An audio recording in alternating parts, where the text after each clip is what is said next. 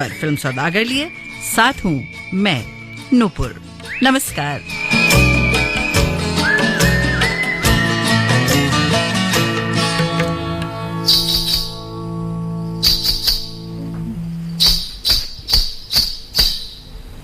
तू पंछी परदेसी, तू जोगी है कि जादूगर, इनमें से कोई भी नहीं, मैं सपनों का सौदागर। सौदागर, सौदागर, दिल ले ले, दिल दे कर, दिल ले ले, दिल दे कर, सौदागर,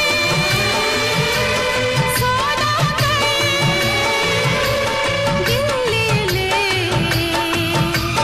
दिल दे कर, सौदागर, सौदागर, दिल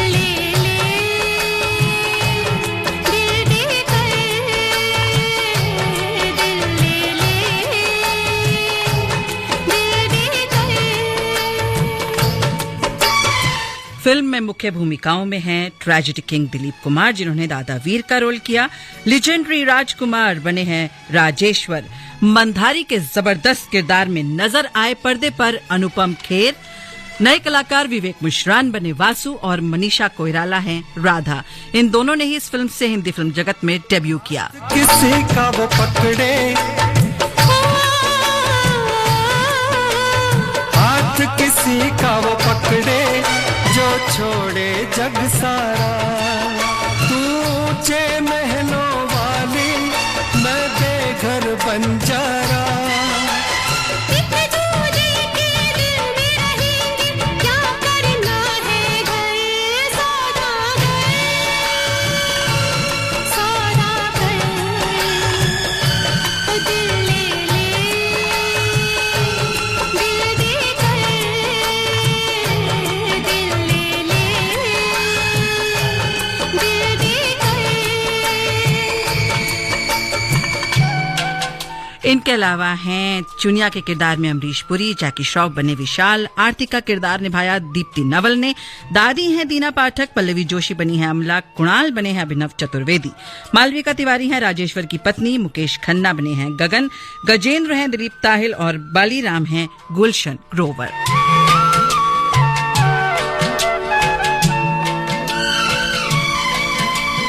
तेरे साथ में कैसे प्यार का सौदा कर लूं, तेरे साथ में कैसे प्यार का सौदा कर लूं। ऐसा कोई वादा कर मैं जिस पे भरोसा कर लूं।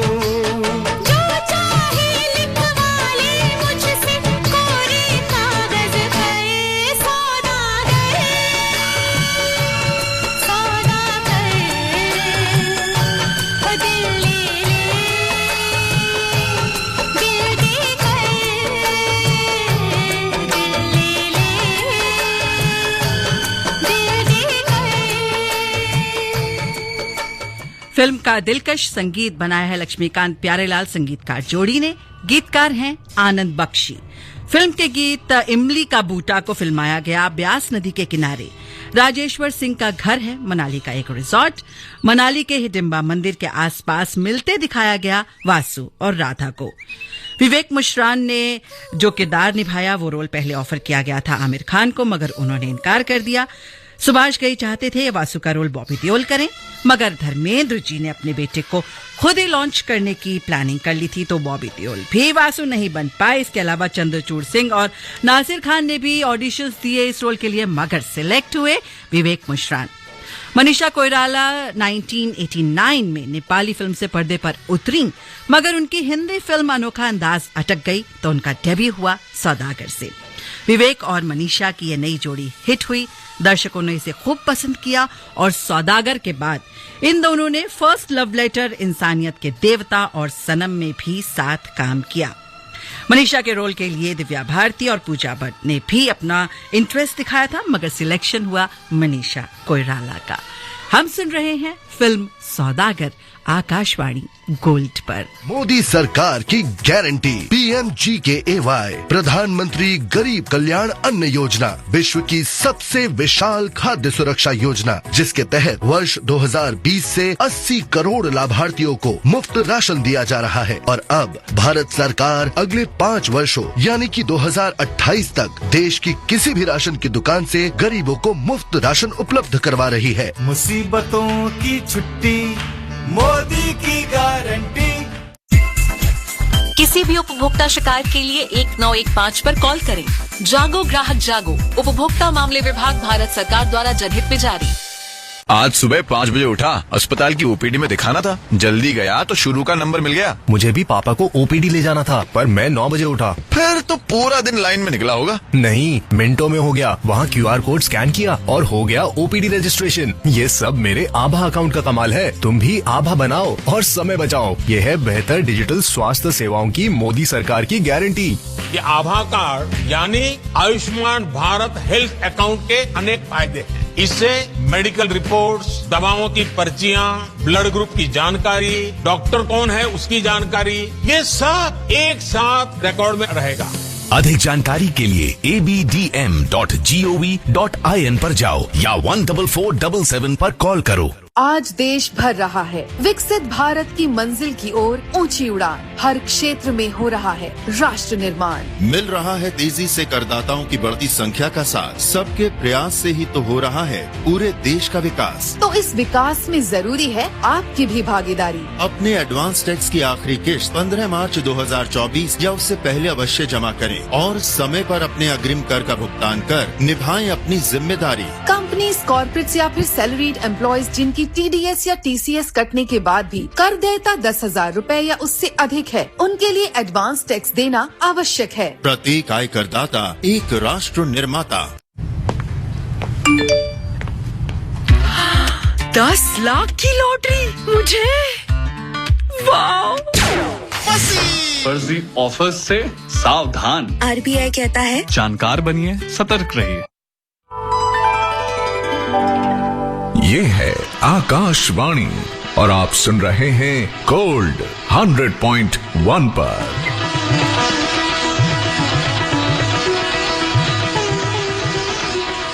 जी, आप सुन रहे हैं गोल्ड 100.1 पर। वो जो एक फिल्म थी, फिल्म है 1991 की ब्लॉकबस्टर सुपर डुपर हिट सौदागर। फिल्म सौदागर से जुड़े हैं कई दिलचस्प किस्से। फिल्म की कहानी है 2 दोस्तों की जिनके बीच प्रेम प्रसंग चलने और फिर एक हत्या हो जाने के चलते दुश्मनी हो जाती है। इनकी तीसरी पीढ़ी बिना एक दूसरे के बारे में, उनके परिवारों के बारे में जाने और पहचाने मिलती है और प्रेम करने लगती है।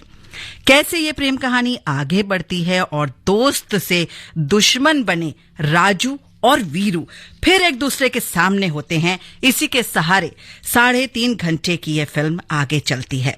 फिल्म में मोहम्मद अजीज और सुदेश भोसले का गाया इमली का बूटा गीत उन दिनों बेहद पसंद किया गया और इसके अलावा इलू इलू भी बेहद मकबूल हुआ। इलू इलू गीत कैसे बना बताऊंगी जरूर, लेकिन इससे पहले सुनते हैं इमली का बूटा बेरी का बेर। चल बिरू हे राजू, चल बिरू। तिनक तिनक तिनतारा, तिनक तिनक रे, बूम तिनक तिनक तिनतारा, तिनक तिनक रे, बूम।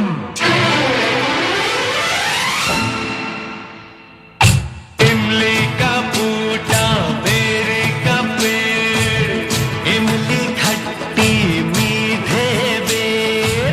इमली का बूटा बेरे का पेड़, इमली खट्टी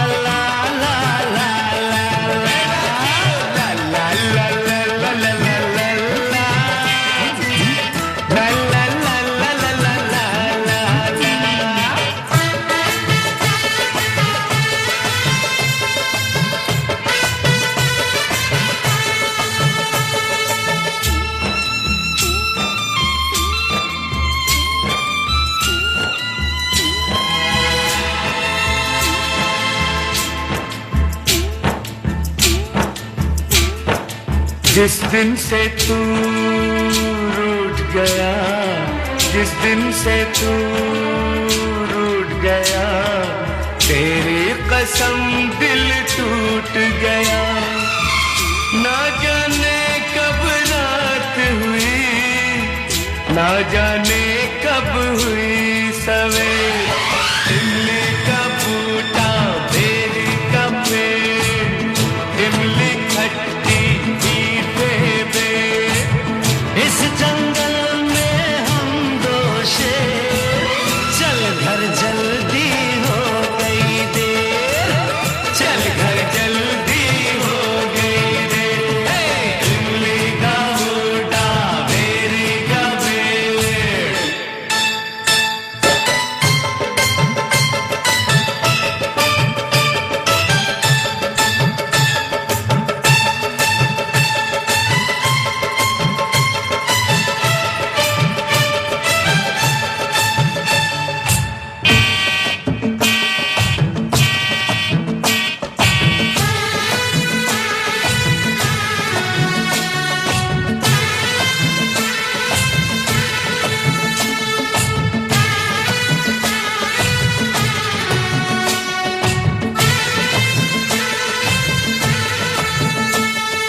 रौनक प्यार के नाम की है, ये दौलत किस काम की है। रौनक प्यार के नाम की है, ये दौलत किस काम की है। तेरे बिन हीरे मोती लगते हैं मिट्टी के ढेर। इमली का बूटा, बेरी का पेड़, इमली खट्टी मीठे बेर।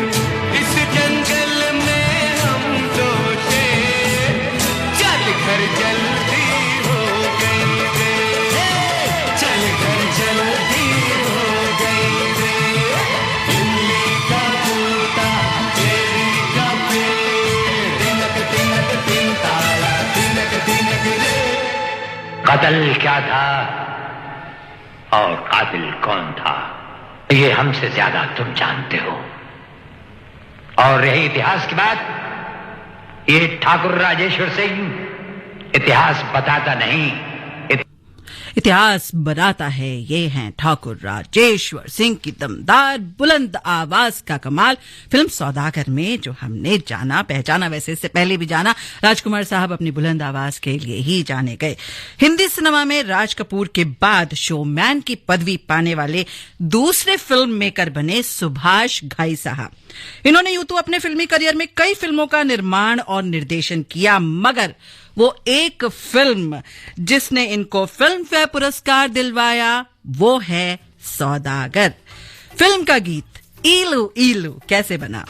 तो जनाब सुभाष घई जब FTII में पढ़ रहे थे तो उनकी मुलाकात हुई मोहतरमा रेहाना से। इस लड़की का घर इंस्टीट्यूट वाली गली में ही था, तो रेहाना के दादाजी और पिताजी से नजर बचाकर ये दोनों एक दूसरे को प्रेम पत्र लिखा करते थे, जिसमें आखिर में वो लिखते थे ईलू ईलू। अब ये किस्सा घई साहब सुना रहे थे आनंद बख्शी जी को, तो बख्शी साहब बोले, भाई ये ईलू ईलू क्या है? ये ईलू ईलू। घई साहब ने बताया, ईलू का मतलब आई लव यू, और बस मिल गया गीत का मुखड़ा। ILU ILU ILU ILU ILU ILU ILU ILU.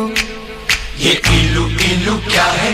ये ईलू ईलू, ये ईलू ईलू क्या है? ये ईलू ईलू। जब बाग में कोई फूल खिला तो भंवरे ने कहा ईलू ईलू ईलू ईलू। पर्वत पे छाई काली घटा तो बोली हवा ईलू ईलू ईलू ईलू। जब कोई अच्छा लगता है, बड़ा प्यारा प्यारा लगता है, तो दिल करता है ईलू ईलू ईलू ईलू। ये ईलू ईलू क्या है? ये ईलू ईलू। ईलू का मतलब I love you, I love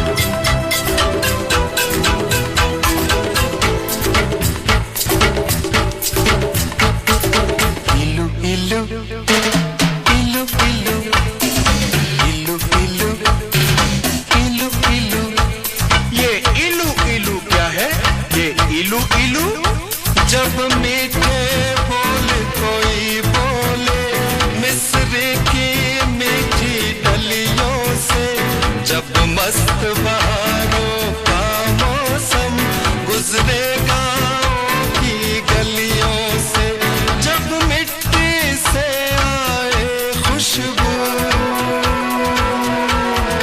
दिल करता है इलू इलू इलू इलू इलू इलू इलू इलू। इलू का मतलब I tell you, I love you, I love you, Dadu I love you।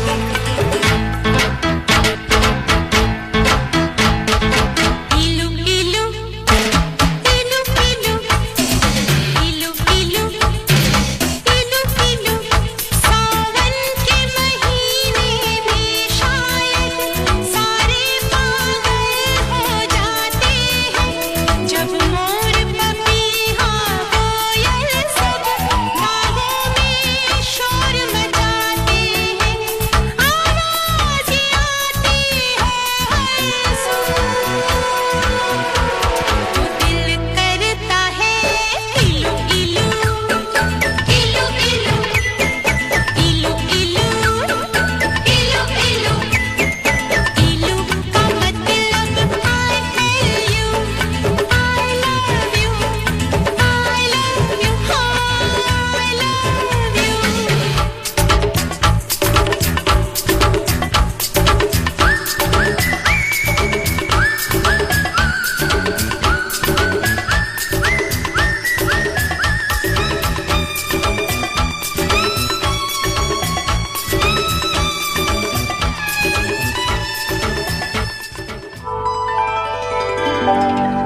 ये है आकाशवाणी और आप सुन रहे हैं गोल्ड 100.1 पर।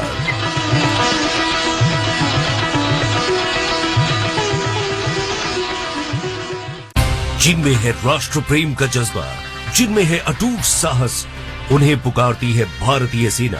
भर्ती के लिए ऑनलाइन रजिस्ट्रेशन की आखिरी तारीख है 22 मार्च 2024। खिलाड़ियों एवं NCC certificate holders, ITI qualified और डिप्लोमा होल्डर्स को मिलेंगे बोनस अंक।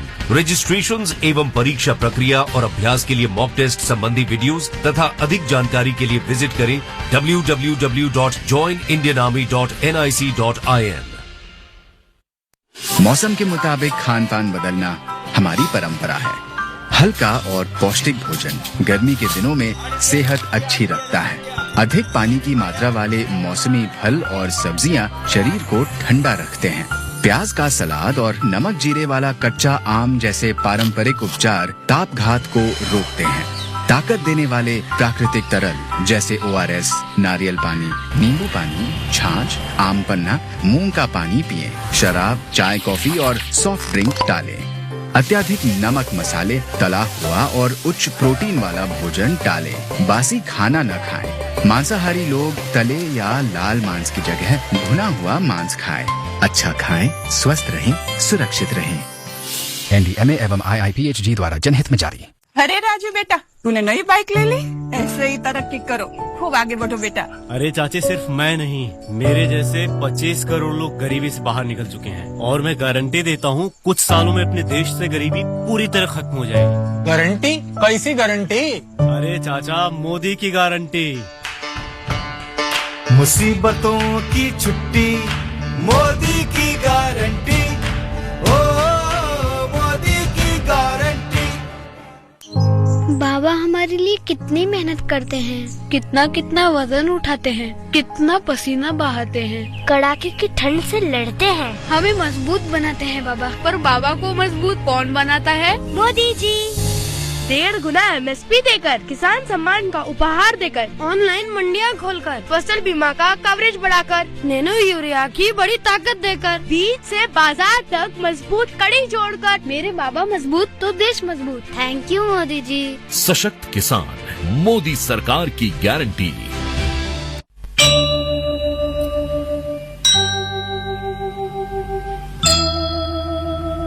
मन की शांति और शक्ति के लिए जुड़िए भक्ति से। ओम जय जगदीश हरे। आकाशवाणी आपके लिए लेकर आया है विशेष चैनल आराधना। 24 घंटे सुनिए कई भारतीय भाषाओं में अपने मनपसंद भजन, महत्वपूर्ण सांस्कृतिक आयोजनों की सजीव प्रस्तुति, महाकुंभ मेला हो या जगन्नाथ रथ यात्रा, लोक रामायण या पौराणिक प्रसंग, सुनिए सूफी संगीत और शबद कीर्तन। कोई बोले राम राम।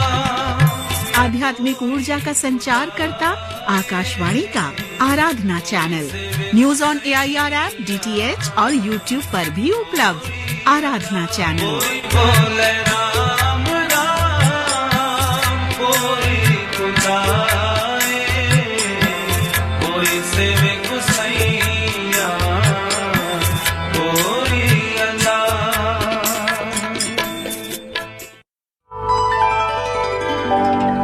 ये है आकाशवाणी और आप सुन रहे हैं गोल्ड 100.1 पर।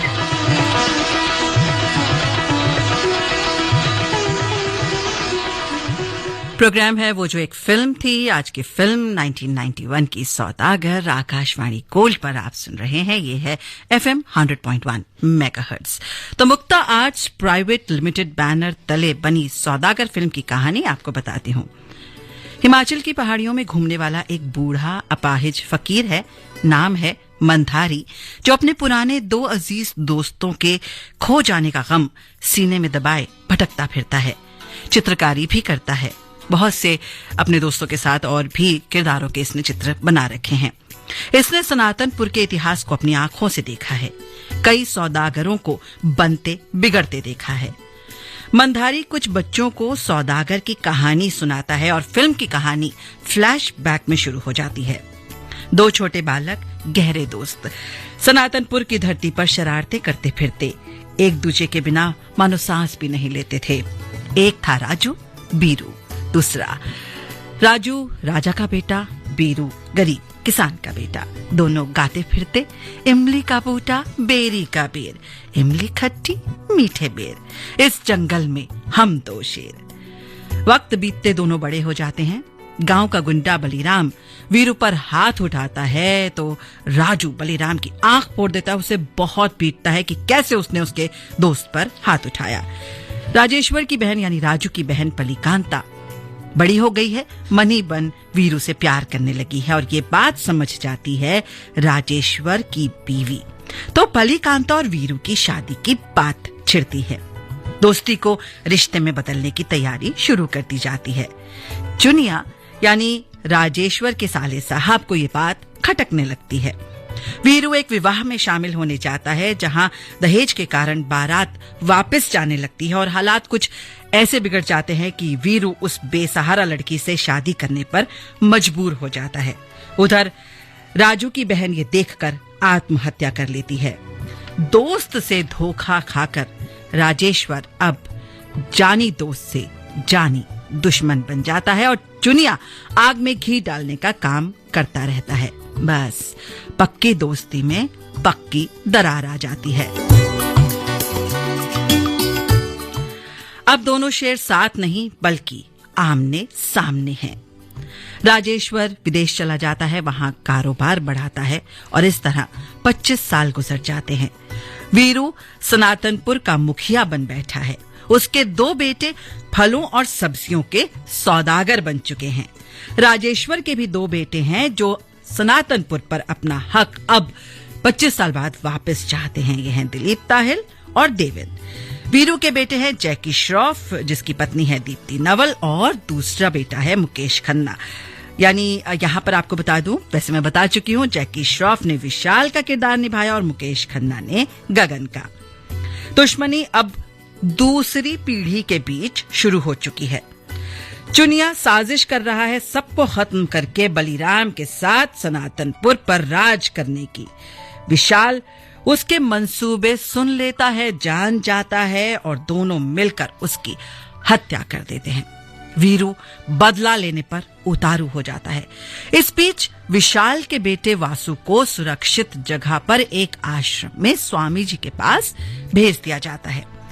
राजेश्वर सनातनपुर लौटता है और उसके लौटते ही चुनिया चाल चलता है और उसे 14 वर्षों की कैद हो जाती है एक हत्या के जुर्म में। अब जेल में बंद राजेश्वर भी बदले की आग में झुलसने लगता है। दोनों तरफ से खून खराबा रोकने के लिए पाली नगर और सनातनपुर के बीच बह रही ब्यास नदी को इन दो गांवों की सीमा बना दिया जाता है। इधर से उधर, उधर से इधर आना जाना वर्जित। और दोनों सीमाओं के मुखियाओं ने अपने अपने यहां पर सीमा पर अंगरक्षक अब तैनात कर दिए हैं। कई साल बीत जाते हैं। राजेश्वर की पोती राधा बड़ी हो गई है, विदेश से पढ़ाई पूरी करके यहां पर आई है। राधा का भाई है कुणाल यानी अभिनव चतुर्वेदी, जो राधा को, क्योंकि वो घर में रहती है, बोर होते रहती है, तो अपने साथ घुड़सवारी करवाने बाहर भी ले जाता है। इस बीच वासु भी आश्रम से वापस आ जाता है और इत्तेफाकन मिलते हैं राधा और वासु और इश्क हो जाता है। राजेश्वर की सजा की मियाद पूरी होती है, वो घर वापस आता है और मंधारी ही अब एकमात्र ऐसा व्यक्ति है जो बेखौफ दोनों गांवों में घूमता फिरता है। उसे किसी भी तरफ से मौत का खौफ नहीं है। मंधारी को जब वासु और राधा के प्रेम की बात पता चलती है तो वो बहुत ज्यादा खुश होता है, उन दोनों को पूरी कहानी बताता है, साथ ही वीरू और राजू को वापस मित्र बनाने के लिए बनाई गई अपनी योजनाएं भी उनसे साझा करता है। मोहब्बत की मोहब्बत की जमाने से बगावत की, जमाना कर ले अब कुछ भी। जी हाँ जी, मोहब्बत की जमाने से बगावत की, जमाना कर ले अब कुछ भी। जी हाँ जी, मोहब्बत की जमाने से बगावत की, जमाना कर ले अब कुछ भी। जी हाँ जी, मोहब्बत की मोहब्बत की।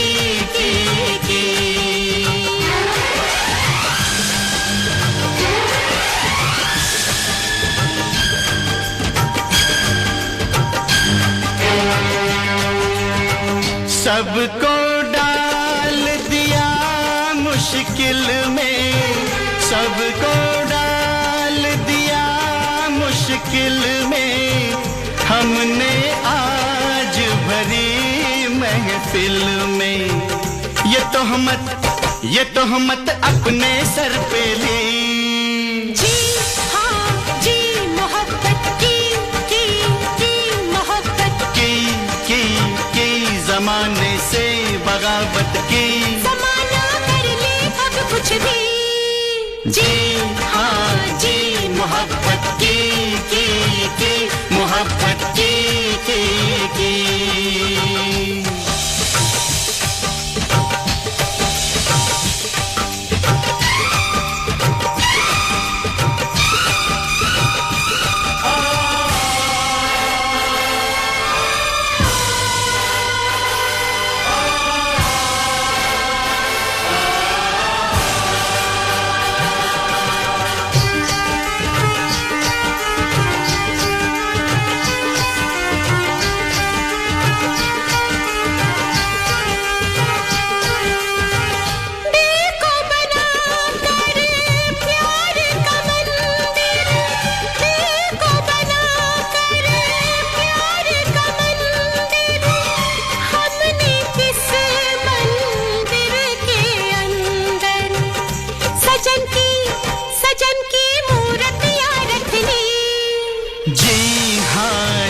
मोहब्बत की मोहब्बत की जमाने से बगावत की, जमाना कर ले अब कुछ भी।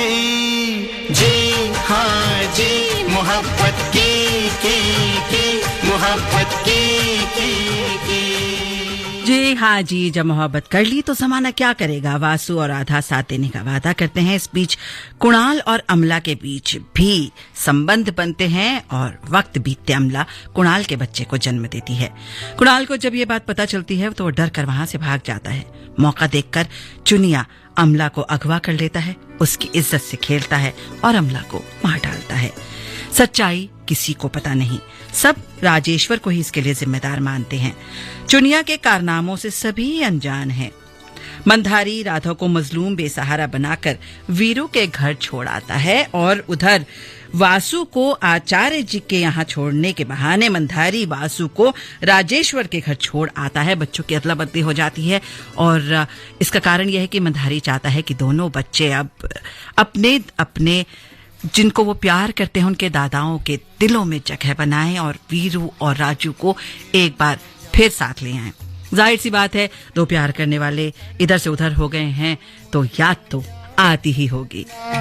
तू मुझको याद न करना, हाय क्या करूं होठों पे फरियाद आती है, नहीं रुकती तेरी याद आती है, तेरी याद आती है।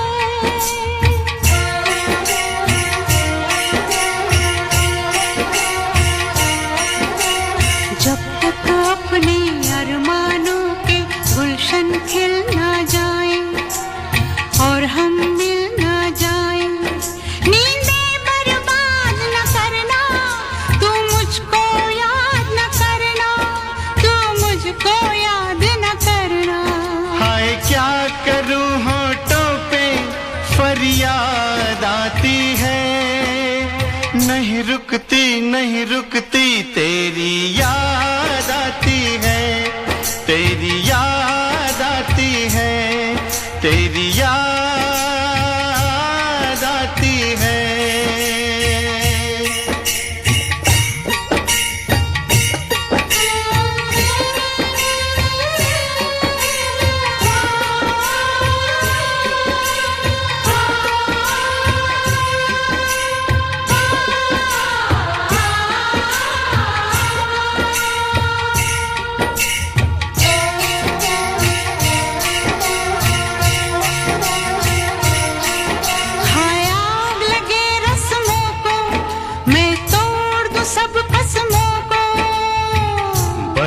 गिनती जा तू जख्मों को, जितने जख्म लगे हैं जब तक सारे सिल ना जाए और हम मिल ना जाए, कोई फरियाद न करना, तू मुझको याद न करना, तू मुझको याद न करना।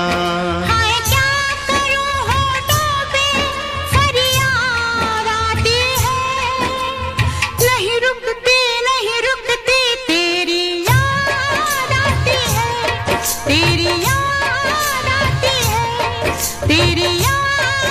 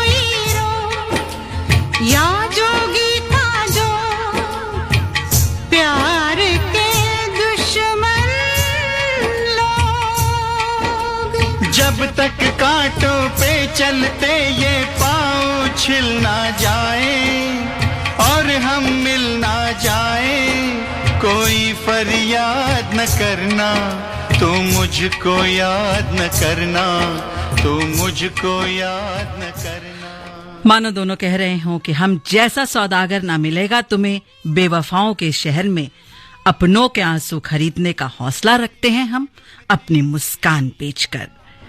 वासु की मां पर इन दोनों का प्रेम उजागर हो जाता है तो वो बहुत खुश होती है। उधर वासु की सच्चाई भी उजागर हो जाती है राजेश्वर के घर में, और इधर राधा की सच्चाई भी उजागर हो जाती है वीरू के घर में। चुनिया की सच्चाई भी सामने आ जाती है।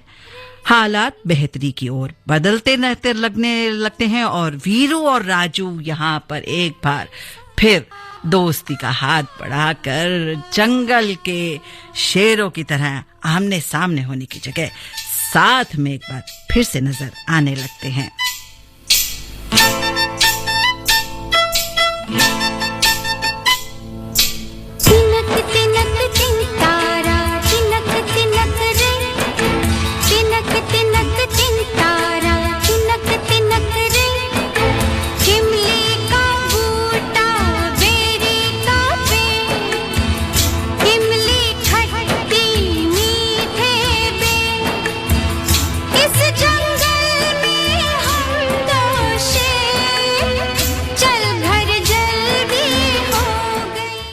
देर तो हो ही गई है। चुनिया एक एक करके सबको खत्म करने पर आमादा है। वासु की जान खतरे में है। राधा जहर खाने की कोशिश करती है तो वीरू उसे बचाता है और उधर वासु की जान बचाता है राजू।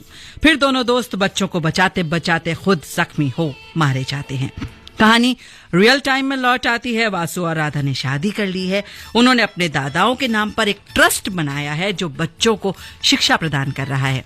मंधारी उन्हीं बच्चों को ये कहानी सुना रहा होता है। कुणाल भी अपने बच्चे को खुद पाल रहा है। दोनों गांव के बीच जो सीमा रेखा खींची गई थी वो हटा दी जाती है। सब और चैन अमन है, सुख है, शांति है, खुशी है। वासु बिल्कुल अपने पिता विशाल पर गया है और उसे देखकर उसकी माँ बेहद खुश है। कहानी का होता है सुखद अंत।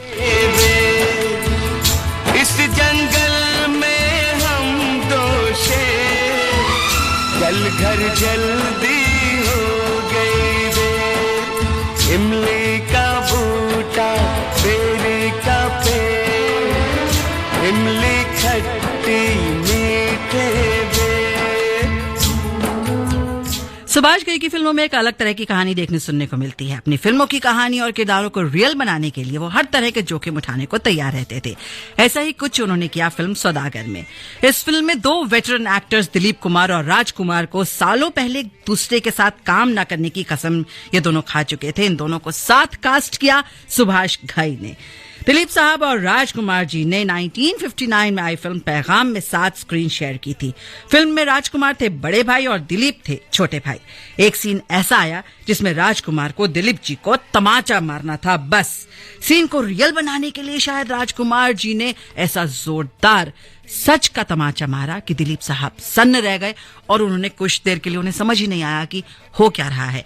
अब ये जानबूझकर हुआ था या अनजाने में ये तो कोई नहीं जानता, मगर हाँ इस सीन के बाद दोनों के बीच एक ऐसी दरार आई कि तकरीबन 30-32 सालों तक दोनों ने ही साथ काम नहीं किया। इन दोनों को साथ लाने के लिए घई जी ने बहुत मेहनत की। बहुत लोगों ने उन्हें समझाया भी कि भाई इस पचड़े में ना पड़ो, मगर सुभाष घई ठहरे सुभाष घई। बोले एक बार जनाब ट्राई करना तो बनता है। अब इसके लिए सबसे पहले वो पहुंचे दिलीप कुमार के घर, कहानी वगैरह सुना दी। दिलीप कुमार को स्क्रिप्ट पसंद आई, उन्होंने फिल्म के लिए हाँ कर दी। और वो पहले भी सुभाष घई के साथ काम कर चुके थे और जब घई उनके घर से निकलने लगे तब दिलीप कुमार ने उनसे पूछा, भाई सुभाष इस फिल्म में दूसरे दोस्त का रोल कौन कर रहा है? घई साहब भी घई साहब है, पहले अपनी कार में बैठे, दरवाजा बंद किया, स्टार्ट किया और कार को, फिर बोले राजकुमार। और जब तक दिलीप साहब कुछ कहते घई साहब हो गए फुर। अगले 4-5 दिन वो दिलीप कुमार से नहीं मिले। इसके बाद घई पहुंचे राजकुमार के पास। अब सुभाष घई उस समय एक ऐसे एक्टर के सामने खड़े थे जिन्होंने जंजीर जैसी फिल्म इसलिए छोड़ दी कि भाई डायरेक्टर जो थे प्रकाश मेहरा, उनके बालों में जो चमेली का तेल लगता था वो उन्हें पसंद नहीं आया। तो सुभाष घई ने जब फिल्म सौदागर का बेसिक कॉन्सेप्ट उन्हें सुनाया, उनका डिसीजन पूछा तो राजकुमार बोले बिल्कुल करेंगे, आप टैलेंटेड डायरेक्टर हैं, हम टैलेंटेड एक्टर हैं। लेकिन उनका अगला सवाल ये था कि फिल्म में दूसरे दोस्त का रोल कौन कर रहा है। अब घई साहब काफी समय से इंडस्ट्री का हिस्सा थे, उन्हें पता है किससे कब क्या कहना है, कैसे कहना है। घई ने कहा, अब आपके रहते तो कोई बड़ा एक्टर नहीं कर सकता, वो दिलीप कुमार है ना, वो कर लेगा। राजकुमार ने भी कहा, जानी इस हिंदुस्तान में अपने बाद हम किसी को एक्टर मानते हैं तो वो दिलीप कुमार को मानते हैं। हमारे सामने जब दिलीप कुमार आएगा तो जलवा हो जाएगा। तो इस तरीके से सौदागर के 2 मेन लीड्स फाइनल हुए। फिल्म की शूटिंग शुरू हुई। इतना यहां पर बात कहां रुकनी थी। दिलीप कुमार के साथ पहले ही सीन के बाद राजकुमार फिल्म छोड़कर जाने को तैयार हो गए। कारण ये था कि जी दिलीप कुमार साहब की बोली थोड़ी अलग टाइप की थी, बिहारी टाइप, मतलब कह लीजिए उसमें थोड़ा गांव का खड़पन था, जबकि राजकुमार के डायलॉग थे एकदम शुद्ध हिंदी भाषा में। अब राजकुमार अपनी स्टाइलिश डायलॉग डिलीवरी के लिए जाने जाते थे। उन्होंने सुभाष घई को इस बात के लिए बहुत बहुत कहा और कह दिया कि जी फिल्म में काम नहीं करेंगे। घई साहब बाद में बताते हैं किस्सा कि कैसे उन्होंने इन दोनों स्टार्स को मैनेज किया।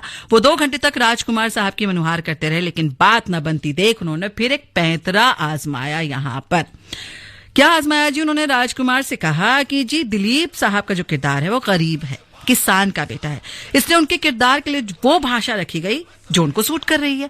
अब आप ठहरे जमींदार परिवार के राजेश्वर जी, वो भी ठाकुर, ऐसी भाषा में बात करना आपको शोभा नहीं देगा। बस घई साहब की तिकड़म काम कर गई। राजकुमार ने इसके बाद आगे की शूटिंग की और घई साहब ने काम पूरी फिल्म की शूटिंग के दौरान दोनों कलाकारों के साथ किया। कभी किसी को कुछ कहा, कभी किसी को कुछ कहा। 11 महीनों में फिल्म पूरी कर दी।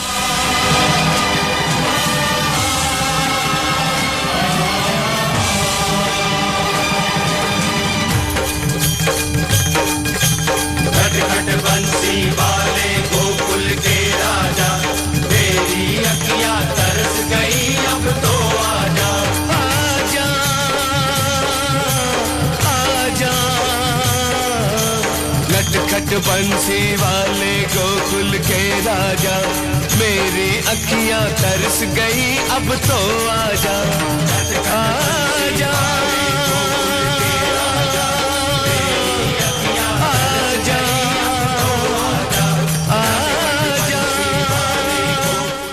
फिल्म सौदागर कई कारणों से चर्चा में बनी रही। पहला कारण तो दिलीप राजकुमार की जोड़ी, दूसरा कारण मुहूर्त शॉट पर अमिताभ बच्चन जैसे नामचीन कलाकार की मौजूदगी। फिल्म का शानदार प्रीमियर हुआ मुंबई में दादर स्थित प्लाजा सिनेमा में। मात्र 11 महीनों में इतनी लंबी अवधि की मल्टी स्टारर फिल्म की शूटिंग पूरी होना भी कम चर्चा का विषय नहीं था। फिल्म की स्टारकास्ट भी चर्चित थी और फिल्म में गीत संगीत भी जबरदस्त था। फिल्म की सफलता के बाद Manisha Koirala ILU ILU girl के रूप में मशहूर हो गईं। राजकुमार और मनीषा कोइराला के साथ सुभाष घई साहब की ये एकमात्र फिल्म है। बाजेगी राधा नाचेगी बंसी, बाजेगी राधा नाचेगी बंसी, बाजेगी राधा नाचेगी बंसी, बाजेगी राधा नाचेगी।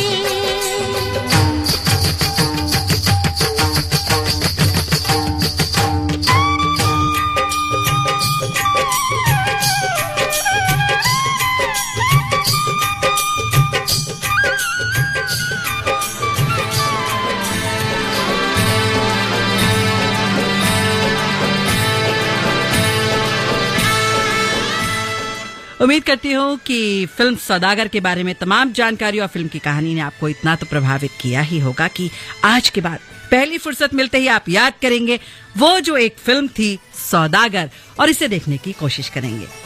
मिलते हैं 1:10 पर। प्रोग्राम है दिल ढूंढता है और आपसे कुछ ही मिनटों बाद हम सुनेंगे समाचार। सुनते रहिए आकाशवाणी गोल्ड FM 100.1 मेगाहर्ट्ज पर।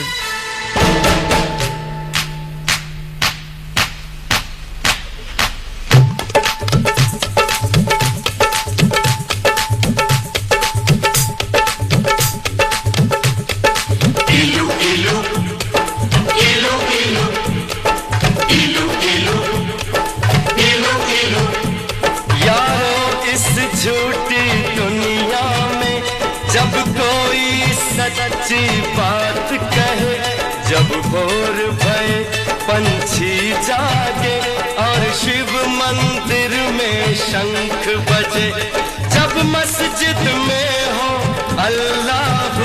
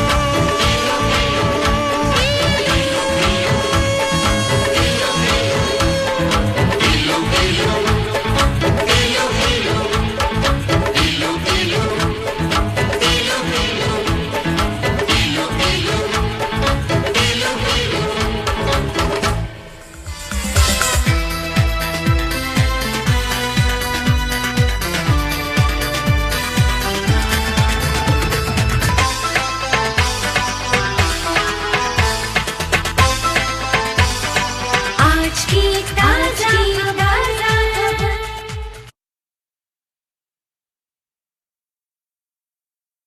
ये